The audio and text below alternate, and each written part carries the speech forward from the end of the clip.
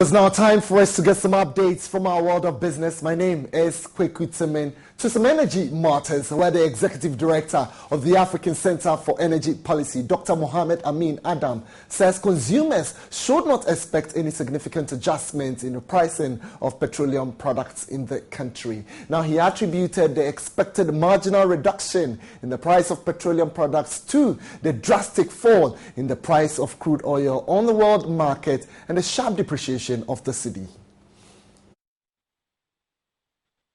Prices have been low, ranging from $38 to $44 per barrel. Energy expert Dr. Amin Adam observed with the falling price of crude oil averaging $38 per barrel and prices of petroleum products also falling, there should be a downward adjustment in fuel prices. We expect petroleum product prices to go down further because the crude oil price fall is quite drastic. But when you're talking about petroleum product prices, it is better to talk about the global prices of petroleum products, not of crude oil, because it takes time for any adjustment in crude oil price to manifest in the prices of petroleum products. And I know that, yes, petroleum product prices globally have also declined significantly. He indicated the sharp depreciation of the cedi may offset the gains from the fall in the prices of petroleum products on the world market. The depreciation has also been galloping, okay? And if the effect of the depreciation is so much to neutralize the benefits that we should get from the falling prices of petroleum products, then most of the OMCs will just maintain their prices. And so we may see some marginal decrease in prices for some OMCs. The downward trend of crude oil prices may not see an end soon, as Iran still manages to continue oil production in spite of sanctions from the US. The new fracking technology is not going away anytime soon. Russia produces more and OPEC is idle in terms of its curtailing activities. So we now move on to some economic matters, and here the IMF board is expected to begin its meeting today, August 31, to find out how Ghana has so far fared under the 3-year bailout program. The review, the second since the bailout program, is seen as a crucial way to pave way for the release of some $114 million in balance of payment support for the country. An approval from the IMF board means Ghana gets some funds to support the country's imports bill. The funds will also help prop up Ghana's reserves to help stabilize the depreciating Ghana cedi. Government is hoping to secure the IMF's approval as a means to convince donors and investors on its commitment to implement set-out targets under the program. Already, Ghana secured a pass mark from the fund when the board carried out its first review in June. However, some economists fear the recent depreciation of the cedi will work against a favorable mark from the IMF. Should the IMF board find Ghana's performance favorable in the second review, the $144 million could hit Bank of Ghana's account in the second week of September.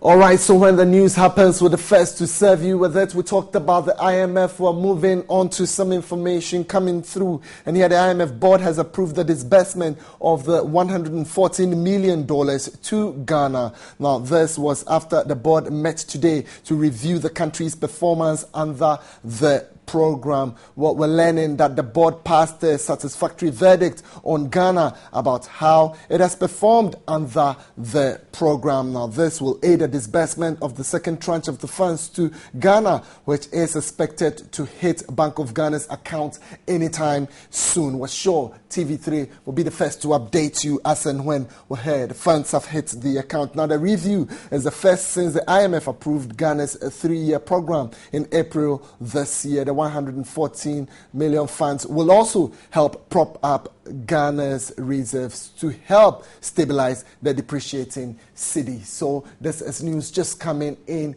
to support the story we just ran you through. Now, in other stories, director at the Kenya School of Law, Professor Patrick Lodge Otieno Lumumba, has challenged Africans to appreciate who they are in order to achieve economic growth and also total liberation from the Western world. He indicates the numerous challenges facing the African continent are as a result of the continuous reliance on assistance from the colonial masters.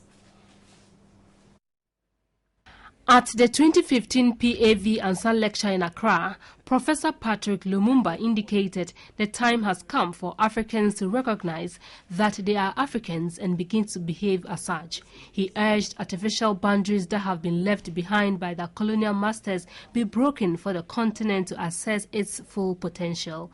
Political instability after independence was a setback.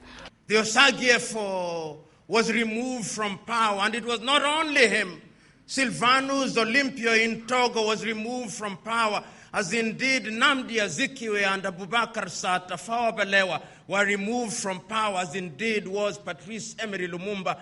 And indeed coup d'etats became so frequent that Afro-pessimists said that coup d'etats were as frequent as breakfast in Africa. But even breakfast was not that frequent. Professor Patrick Lumumba indicated agriculture needs to be modernized as an engine for growth.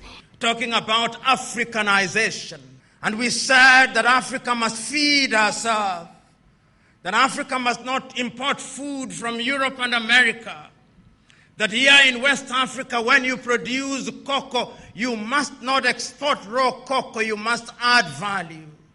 So we went into agriculture.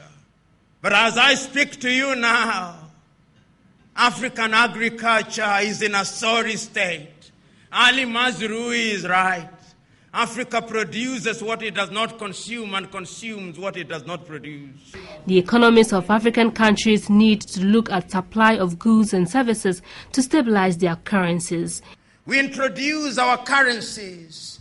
You, the Ghanaians, have your cedi. The Kenyans, we have our shilling. The Angolans have their kwanza. But today we are running away from our currencies. We are dollarizing our economies and quoting things on the basis of the dollar. And our central banks are engaged in voodoo economics, where they assume that by periodically injecting dollars in the market without the support of goods and services, that the economy will grow. That is voodoo economics, which cannot take anybody anywhere. According to him, the educational system in Africa is scandalous, producing just examination graduates. The ability to think is what will make Africans creative. He indicated if the IMF says a country is doing good, that country should be worried, explaining it is just saying a young country has borrowed and can never pay back. All right, so if you're confused about voodoo economics like I am, don't worry. I'll get Dr. Henry Wampa to answer to some of this. My name is Kweku Temin.